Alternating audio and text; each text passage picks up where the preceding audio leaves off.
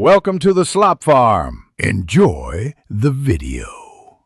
You start by securing the car and preventing surprises. Park level, set the parking brake and turn the engine off. Once done, locate the negative battery terminal and disconnect it for 1 to 2 minutes. This clears transient fault codes and resets many lamp controllers. Make sure to wear gloves and keep metal tools away from the positive terminal. After the short wait, reconnect the negative terminal snugly, then return to the driver's seat to proceed with ignition cycling. Now you perform controlled ignition cycles. Turn the key to on without starting the engine for about 10 seconds, then OFF. Repeat this 3 times. This wakes modules and can clear warning states. Next, plug in an OBD-ROMAN 2 scanner to read stored trouble codes and freeze frames. You need to note any meaningful codes before clearing to avoid losing diagnostic info. Once read, clear codes, and rescan. Also check fuses and bulbs for the dashboard circuit.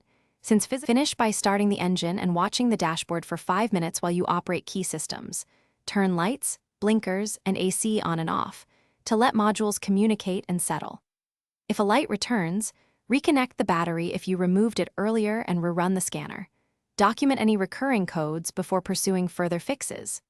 If warnings persist, inspect chassis and engine ground straps and the wiring harness for corrosion or loose pins, because poor grounding commonly causes intermittent dashboard lamp issues and false warnings.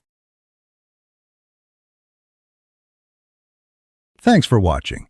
Consider subscribing if we helped you today.